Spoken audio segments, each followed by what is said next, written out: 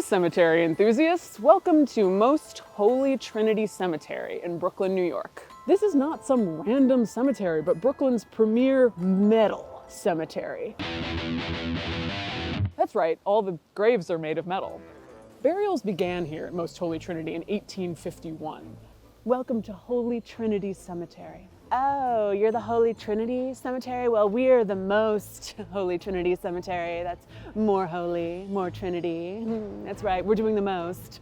There are about 25,000 graves, but it's not like cemeteries you're used to seeing, with monuments and headstones made from marble or granite. Most of the headstones here are tin, copper, steel, galvanized iron. In other words, metal. Over the years, there have also been wooden monuments, but they've largely rotted away. But the metal monuments aren't so much rotting as they are corroding, oxidizing, twisting, sinking. It's glorious. A brief history. Let's take you back to 1851. Manhattan's population is exploding, and they're running out of places to bury the dead. The graveyards in Manhattan are overcrowded and, let's be honest, a little smelly. They're also blamed for outbreaks of cholera and yellow fever. So cemeteries are being pushed out of Manhattan and over to the open land here in Brooklyn, Queens, Staten Island, and the Bronx. It's estimated there were once about 100 burial grounds in Manhattan, and now there are less than a dozen.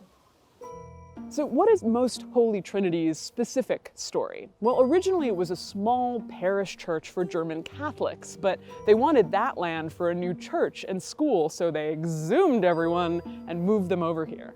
There was a Rural Cemetery Act in 1847 that allowed religious institutions, the Catholic Church in this case, to buy land tax-exempt for graves.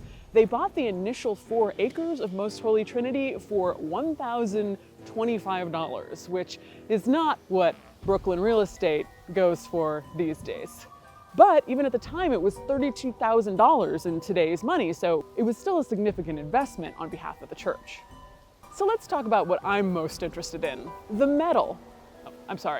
The metal. Why metal monuments? Well, there were rumors that the ground here was too soft to support heavy stone monuments, but that doesn't make any sense because there's a cemetery literally over this fence here filled with stone monuments. The official explanation is that when they opened this cemetery, they didn't want any difference between the rich people buried here and the poor people buried here. Everybody got the same style of monument. And other than wood, metal really is the least expensive monument. Why didn't more cemeteries in New York go metal? Well, the answer is that they don't fare that well over time.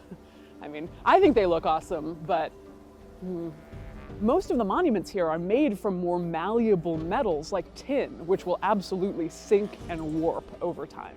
The monuments are hollow. There's a great quote about the tin monuments at Most Holy Trinity. One of them blows over, it's blocking the path. The guy goes to pick it up and says, quote, "It weighed no more than a can of beans." Think of all the elements at play in a New York cemetery: the sun, the humidity, the rain, the sleet, the snow. It's going to corrode these graves over time, and they've tried to protect them using paint and Rust-Oleum, but the corrosion is gonna get you.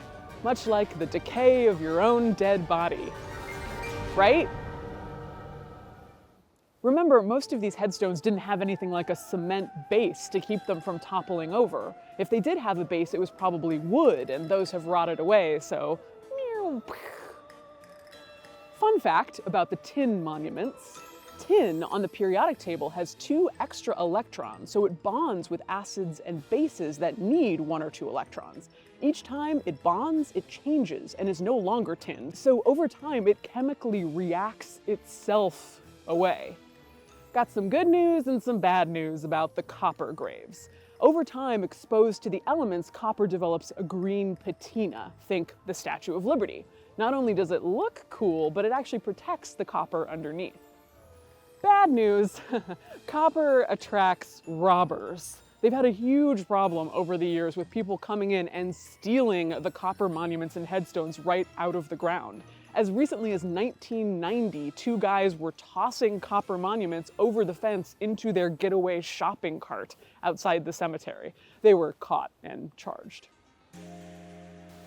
A cemetery like this exists in a liminal space. Perhaps the families wanted a forever headstone for the person they loved, and so the decay is somewhat horrifying. But at the same time, I think there is a beauty in the idea that the elements decay the same way that a human body or a community eventually decays. Next step, we're going over to Atlas Obscura's channel. This is not Atlas Obscura, this is Ella, but Atlas Obscura's channel, and we're gonna talk more about this incredible metal cemetery. This video was made with generous donations from death enthusiasts just like you.